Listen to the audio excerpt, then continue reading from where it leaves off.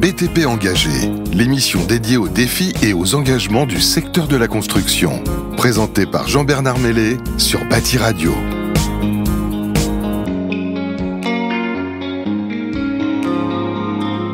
Bonjour à toutes et à tous et bienvenue sur ce numéro spécial du BTP Engagé. On est en direct de Batimat, voilà, on l'entendait tous depuis 2 ans, du 30 septembre au 3 octobre. Et ça y est, on y est. Et aujourd'hui, on va vous parler de numéro spécial aussi qui me tient à cœur, d'un sujet qui est important. C'est comment accélérer la décarbonation du bâtiment en créant un Startup Studio. J'ai l'honneur et le plaisir d'accueillir Pierre Leroy aujourd'hui qui va nous expliquer tout ça. Mais avant toute chose, Pierre, comment vas-tu ? Je vais bien en cette heure matinale. Voilà, donc on fait l'ouverture et voilà, et Pierre il a co-créé avec son associé One Maker Nation, un startup studio dédié à accompagner les startups de la décarbonation. Il va vous raconter ça. Il est également président de la French PropTech. Et puis, je vais te laisser te présenter parce que sinon, moi, je raconte toute l'histoire et ça ne sera pas intéressant pour les gens qui nous regardent. Quoi te dire ? Bah, écoute, effectivement, il y a 18 ans, avec mon cher partenaire Yann, This sound is processed by Stereotool. Go to stereotool.com. Qui s'appelait Énergie Perspective et dont la vocation était de massifier la rénovation énergétique en France en proposant de la technologie parce qu'on a tout de suite vu en 2007 qu'il manquerait cette brique essentielle si on voulait passer à l'échelle sur cette thématique-là. Et puis on a eu pas mal d'aventures. On a été élu Startup Green Tech européenne selon le cabinet Deloitte, n'est-ce pas ? Ensuite on a relancé une plateforme B2C qui s'appelait EasyGlue, qui a été rachetée. Et puis dans l'intervalle on a aussi créé un mouvement qui s'appelle French PropTech, que tu disais que j'avais le plaisir de présider. Et on a rencontré beaucoup d'entrepreneurs depuis 2018 et on a observé qu'il y avait un vrai manque sur le marché, alors de la constructech, de la proptech, peu importe, en tout cas de tous les mots qui finissent en tech et où il y a de l'habitat du bâtiment. Exactement, en tout cas il manquait clairement une plateforme de ressources technologiques pour permettre à ces acteurs-là finalement de passer à l'échelle vite et d'avoir des ressources pour pouvoir exécuter et délivrer une entreprise qui tienne la route et qui réponde au sujet de la décarbonation. Et donc, fort de toutes ces expériences-là, depuis 3 ans, on a itéré autour d'un modèle qui s'appelle effectivement OMN, comme One Maker Nation, qui va bientôt changer de nom d'ailleurs. Ah, mais je l'aimais bien OMN. Ouais, on en reparlera à la fin d'année. Et dont l'objectif est mais clairement... je veux par contre l'exclu sur le BTP Engagé. Hein. Ça marche. Bah, écoute, je viendrai te faire cette... je répondrai à présent. Mais l'objectif, c'est clairement d'apporter une plateforme de ressources, on va dire, d'accompagnement pour les fondateurs et puis les dirigeants. Okay. Parce qu'on sait très bien que faire une boîte, c'est compliqué. On passe quand même par des étapes.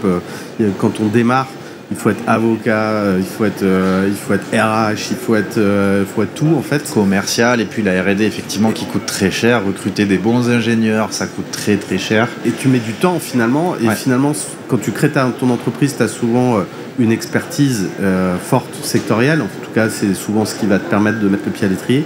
En revanche, tous les à côté peuvent te faire perdre énormément de temps dans l'exécution de ta vision. Et donc l'idée, c'est d'apporter une plateforme où nous, on va être capable d'apporter des ressources financières, RH, produits, des ressources technologiques, parce qu'on a depuis 15 ans créé une database et tout un tas d'algorithmes et de ressources qui vont permettre d'aller beaucoup plus vite finalement dans l'exécution du projet.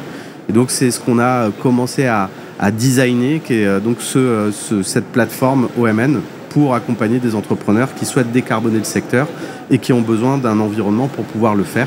Donc ils viennent chez nous pour être accompagnés, financés et disposer de ressources technologiques. C'est absolument génial. J'ai l'impression qu'il faut presque juste l'idée pour venir vous voir. Est-ce que quelle est la taille et le stade de développement des entreprises que vous allez accompagner ? Alors écoute, on a appris là depuis 3 ans.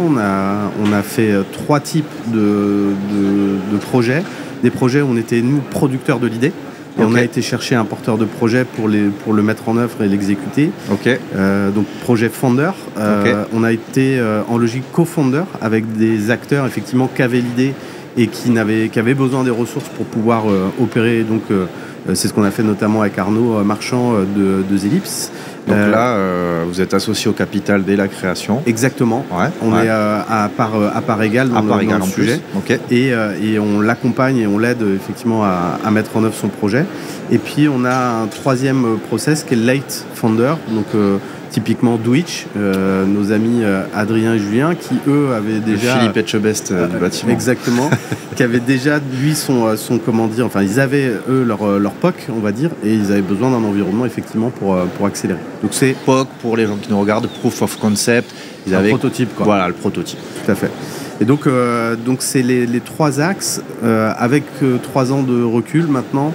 On va vraiment se centrer sur l'accompagnement de gens qui lead leur projet. Donc le troisième. Ouais, le troisième et le deuxième. En grosso modo, co-founder et late founder.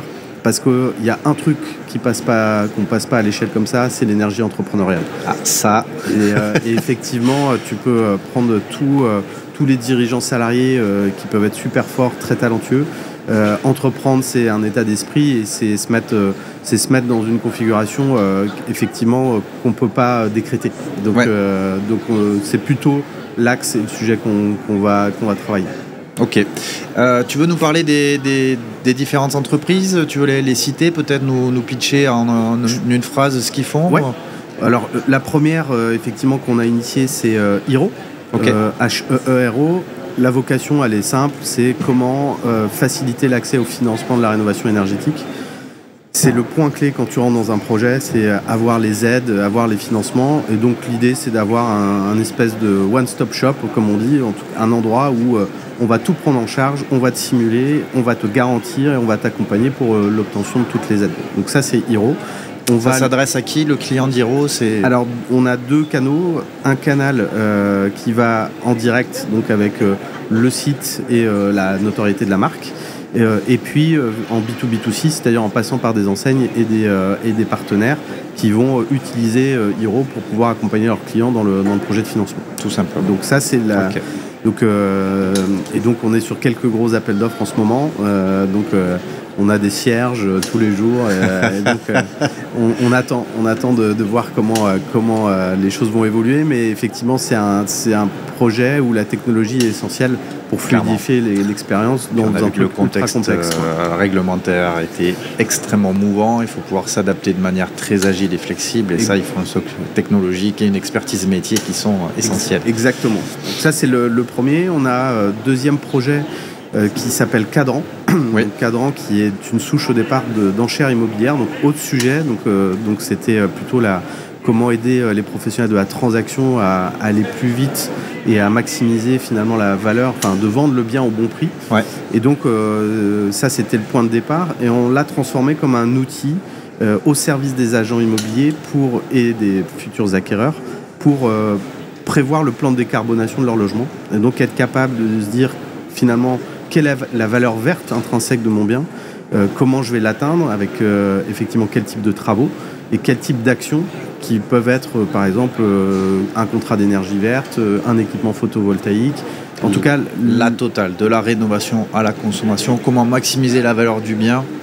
Exactement. Exactement. Okay. Et donc Cadran travaille sur 2 faces, un outil effectivement pour le particulier ou le vendeur ou l'acquéreur qui va simuler les choses pour voir quelle est la trajectoire de décarbonation de son bien et on va dire les éléments économiques qui vont avec. Et de l'autre, une plateforme back-office pour les artisans, enfin pas les artisans, pardonne-moi, les mandataires ou les agents immobiliers ou promoteurs ou professionnels de l'immobilier qui vont disposer finalement de tous les outils pour être capables d'accompagner le propriétaire ou le futur acquéreur dans le projet avec des données un peu plus expertes et des outils un peu plus experts. Je vois quelques sociétés qui pourraient avoir besoin de ce service. Écoute, gros sujet en ce moment. Ouais. Les gros réseaux immobiliers, on discute avec 3-4 d'entre eux qui sont effectivement extrêmement engagés sur le sujet. Oui, tout à fait. Cadran, qu'est-ce que je peux te donner d'autre? Zelips, donc effectivement, projet autour de la construction bois bas carbone. L'objectif et le constat, c'était simple. C'est de se dire il y a à peu près 5000 charpenteries traditionnelles, donc c'est des entreprises de 50-60 personnes en Europe et dans le monde.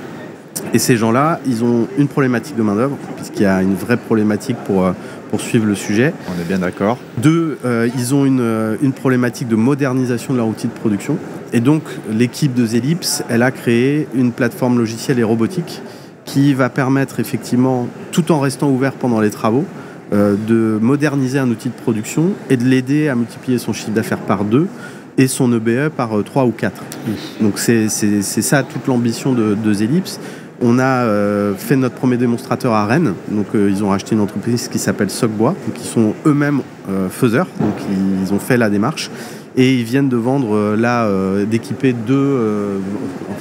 l'équipement se fera d'ici la fin de l'année au Canada, 2 très grosses entreprises. Et donc ça y est, l'aventure elle est partie et tout l'objectif c'est vraiment d'accompagner à la modernisation de l'outil de production. Et donc ils ont fait toute l'ingénierie logicielle robotique et accompagnement c'est de la pure conduite du changement dans les outils de production européens et nord-américains. Passionnant. Zelips, on a troisième axe Maxime. Donc là, Maxime, où l'objectif c'est vraiment de créer un assistant pour aider les artisans à faire tout ce qu'ils n'aiment pas faire, c'est-à-dire est-ce qu'il y a de la paperasse dedans? Un petit peu de paperasse, un petit peu de suivi client et de business, donc leur permettre finalement de faire ce qu'ils This sound is processed by StereoTool.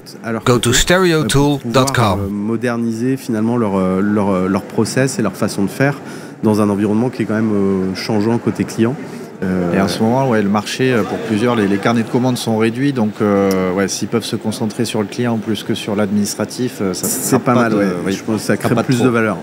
Donc là, on est vraiment, on a fait un premier prototype, et là, on va passer à l'échelle. Pareil, c'est gros projet 2024-2025. Ok. Voilà ce que je peux te dire. Et Douitch, alors Douitch, nos amis de Douitch, où eux, la rencontre s'est faite il y a 2 ans. L'idée est simple et géniale, c'est de dire faire des chantiers en centre-ville, c'est compliqué. On l'a vu avec Paris et les JO. Moi, je peux parler de Toulouse. Les artisans, ils n'aiment pas forcément venir en centre-ville. Je pense que Nantes, Bordeaux, Lyon, toutes les métropoles sont concernées. Et donc, l'idée, c'est quoi? C'est de dire, en plus, la loi va faire en sorte que la voiture va être quand même assez bannie des centres-villes.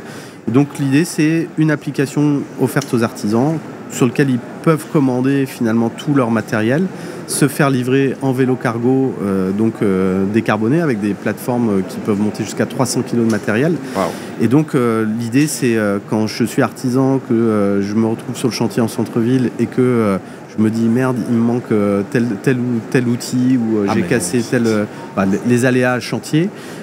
J'ai cette application et en moins d'1 heure ou 2, je suis livré sur mon chantier. J'ai pas besoin de reprendre mon camion, repartir. Il manque toujours une pièce, il manque toujours quelque chose. Partir du chantier, aller se garer, passer chez le négoce et tout, c'est une perte d'argent phénoménale. Donc, perte de productivité, perte d'argent, et puis ça coûte en transport. Donc effectivement, l'application va permettre ça. Et donc c'est une application qui va être délivrée directement aux artisans ou qui va être proposée par des négoces partenaires. Oui, c'est ça.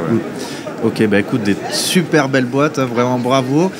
Aujourd'hui, vous, qu'est-ce que vous recherchez? Vous recherchez des nouvelles boîtes, vous avez une très belle communauté, c'est comme ça aussi qu'on est entré en contact, vous avez une très belle communauté d'experts du BTP qui peuvent intervenir soit en conseil, en accompagnement, soit même en investisseur de OMN en fait.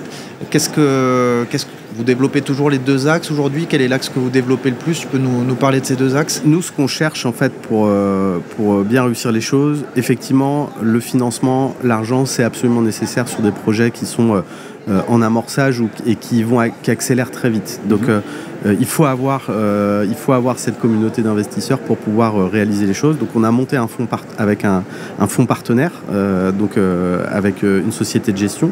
Donc on cherche des investisseurs, mais qui vont être capables d'apporter plus que de l'argent aussi, parce que ce qui est important, c'est les réseaux business, c'est les mises en relation, c'est les connexions.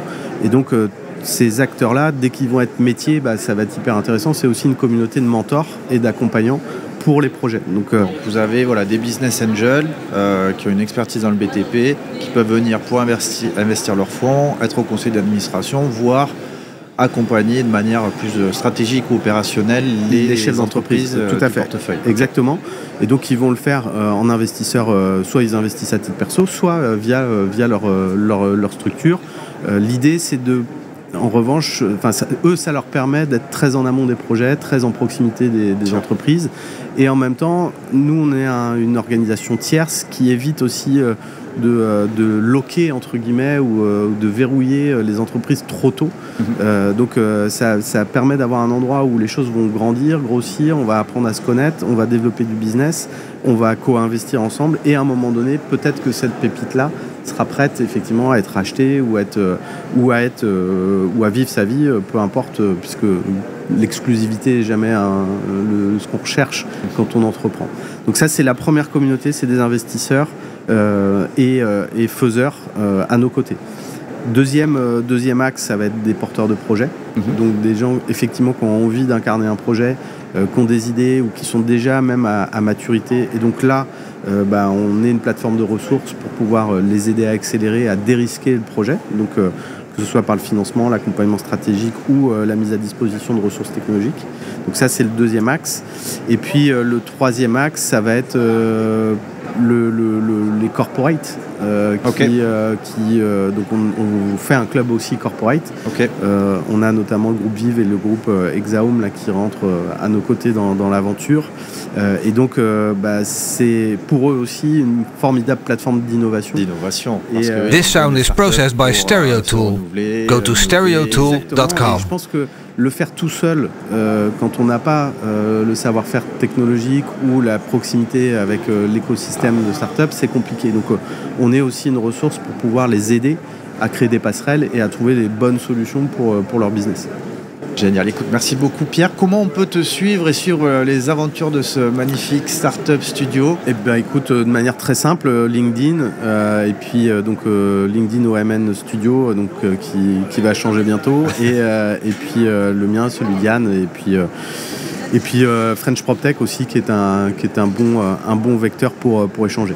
Donc, Yann Persson, Pierre Leroy, voilà, vous pouvez les retrouver sur LinkedIn. Qu'est-ce que tu as prévu, Pierre, sur Batimat là ? C'est quoi ton programme ? Eh ben, écoute, j'ai la chance d'avoir une visite organisée, guidée par notre cher ami Guillaume, qui a dirigé le salon quelque temps. Il connaît un peu, oui. Il connaît un peu, donc c'est la deuxième fois que je fais Batimat, donc je vais l'écouter, ouvrir mes écoutilles et me balader avec lui pour bien comprendre effectivement cet écosystème. Et donc c'est le programme de la journée. Bon, super, voilà. J'espère que... Dites-nous en commentaire si vous avez aimé cet épisode, bien sûr, et si vous êtes à Batimat, si vous faites partie des 120 000 visiteurs qui vont venir visiter le salon pendant ces 4 jours. En tout cas, merci beaucoup, Pierre, d'avoir participé à cette émission. Merci beaucoup pour ton accueil, et puis bonne semaine. Oui. À vous, à toi, à ta team. Ouais, va être chargé. Pour venir nous voir, donc Bati Radio, c'est le hall 1, allée H90, et vous pouvez passer aussi sur le stand d'Eldo que vous voyez ici sur le hall 1 aussi, allée A059. Et puis maintenant, on enchaîne avec l'influenceur BTP avec Stéphane Aria et Lucie Amand. Et je vous dis à très vite. Merci beaucoup. Le BTP Engagé, l'émission dédiée aux défis et aux engagements du secteur de la construction. Présentée par Jean-Bernard Mellet sur Bati Radio.